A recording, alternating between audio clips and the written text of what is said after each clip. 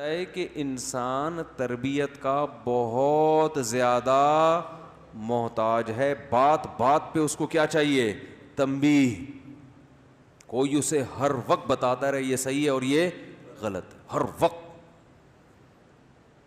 ہمارے حضرت مفتی رشید احمد صاحب رحمہ اللہ تعالی فرمایا کرتے تھے کہ ایسے شخص سے بیعت ہو جو ٹراخ ہو.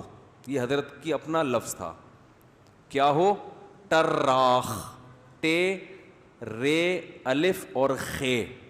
یہ حضرت نے خود ایک لغت بنائی تھی. اس کا مطلب ٹر ٹر کرنے والا. کیا کرنے والا؟ ہم کہتے ہیں نا بھائی ہر وقت ٹر ٹر کرتا رہتا ہے, ہر وقت بولتا رہے گا, کبھی چپ بھی بیٹھا رہا کر, ہوتا ہے نا.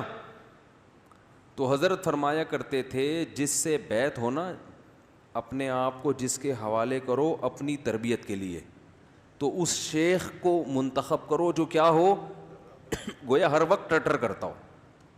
ٹٹر کا مطلب ہر وقت بولتا ہو کہ یہ غلط ہے, یہ غلط ہے, یہ تم غلط کر رہے ہو, یہ تم غلط کر رہے ہو, یہ تم نے غلط کیا, یہ تم نے غلط کیا. 24 گھنٹے آپ کو آپ کی غلطیاں بتاتا رہے. فرمایا پھر انسان انسان کا بچہ بنتا ہے.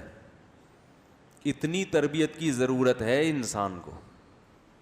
موضوع چینج ہو گیا, سورہ قلم سے تھوڑا سا ہٹ گیا ہوں میں, لیکن بھائی مقصد تو اصلاح ہے نا, تو جو بات فائدے کی اسی کو پارسل کرنا چاہیے. تفسیر کے جو میرے اوریجنل لیکچر ہو رہے ہیں وہ آپ سن سکتے ہیں. وہ شروع میں 8 لیکچر گرامر کے ہیں. میرا چینل ہے مفتی طارق مسعود اسپیچز, اس میں پیر منگل اور بدھ کو 3 دن وہ لیکچر رات کے وقت چلتے ہیں.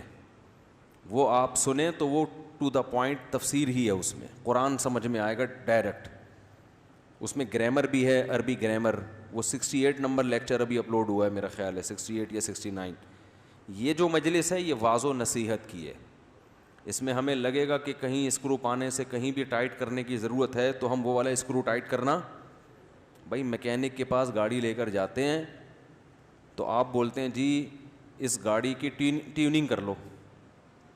اب اچھا میکینک ہوگا تو اس کو ٹیوننگ کے علاوہ بھی اگر کوئی گاڑی میں کام نظر آئے گا کہ بھائی یہ نٹ تھوڑا سا ڈھیلا تھا, یہ دروازہ تھوڑا وائبریٹ کر رہا ہے, تو اسکرو وہ کیا کرے گا, اس کو ٹائٹ کر دے گا. تو یہاں پر جو آپ آتے ہیں یہ سوچ کے بیان سننے کے لیے بیٹھا کریں کہ مفتی صاحب جس وقت جو اسکرو ڈھیلا دیکھیں گے اس کو ٹائٹ کرنا شروع کر دیں گے. ٹھیک ہے نا.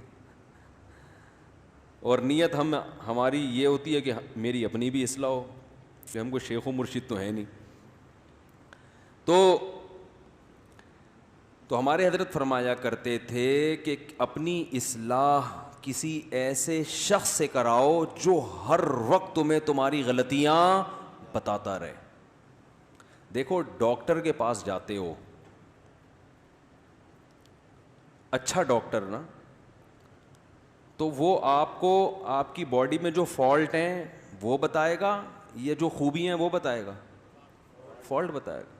اب آپ ڈاکٹر کے پاس گئے, اس نے آپ کو بتایا ماشا, اب آپ کو فیور بھی ہے, آپ کا جگر بھی صحیح کام نہیں کر رہا, کڈنی کا بھی پرابلم ہے.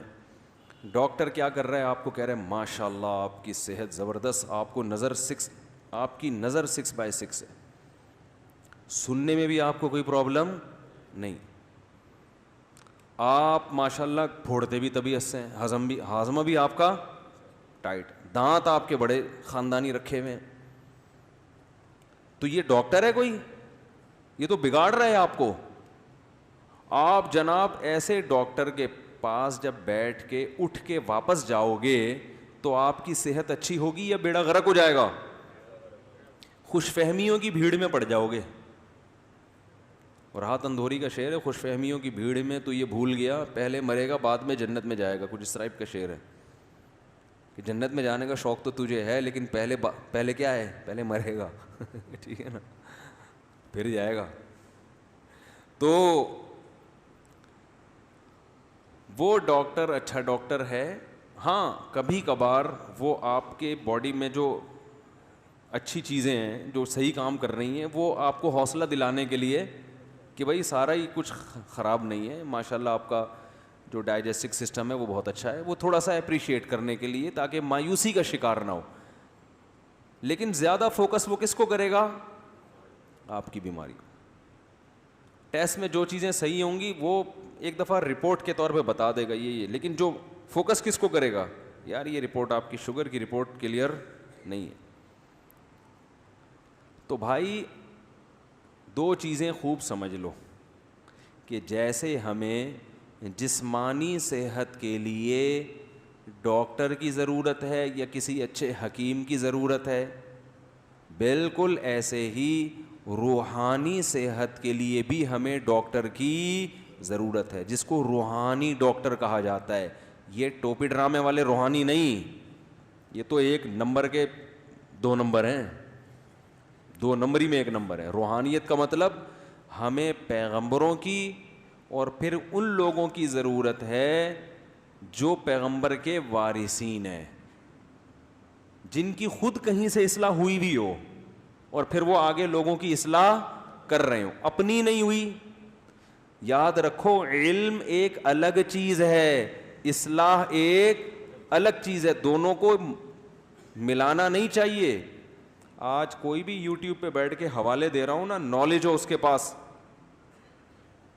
تو اس کا یہ مطلب نہیں ہے کہ اب آپ اس سے سب کچھ سیکھنا شروع کر دیں. نالج ہونا الگ, دیکھو شیطان کے پاس جو نالج ہے نا وہ میرے اور آپ کے پاس نہیں ہے. شیطان کو پتہ ہے کس کو کیسے گمراہ کرنا ہے, اس کا مطلب نالج ہے نا. یہ جتنے باطل لوگ ہوتے ہیں ان کے پاس نالج اسلام کی بھی بہت ہوتی ہے. جتنے لوگ اسلام پہ اعتراضات کرتے ہیں یہ اسلام کی اسٹڈی کر کے ہی تو کرتے ہیں, انہیں اسلام کا پتہ ہوتا ہے تبھی تو کرتے ہیں, لیکن تربیت نہیں ہوتی, اللہ کا خوف نہیں ہوتا. یہود علماء کے بارے میں قرآن نے جگہ جگہ کہا ہے یعرفونہ کما یعرفون ابناءہم. عرب کے مشرکین محمد صلی اللہ علیہ وسلم کو اتنا نہیں جانتے جتنا یہ یہودی جانتے ہیں.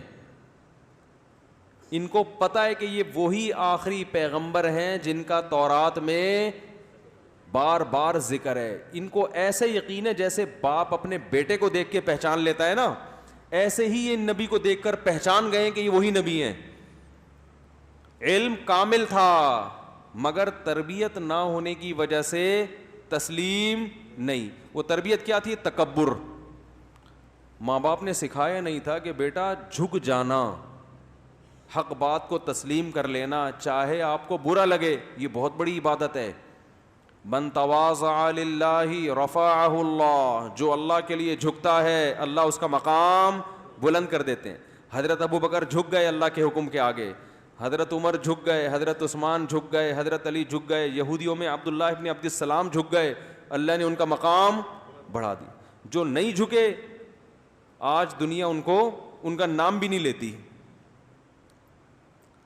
تو تربیت جو ہے نا روحانی تربیت کی بھی ضرورت ہے, اور تو تربیت کی ضرورت ہے جسمانی بھی اور روحانی بھی.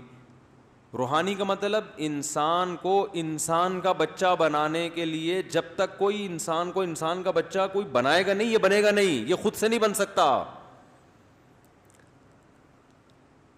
یہ اسلام کا دعویٰ ہے اور یہ بالکل حقیقت پر مبنی.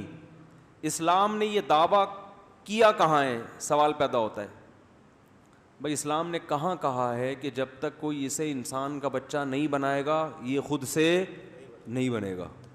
خود کسی میں اللہ نے اتنی قابلیت نہیں رکھی ہے کہ وہ خود سے بن جائے, یہ نہیں ہے, ناممکن.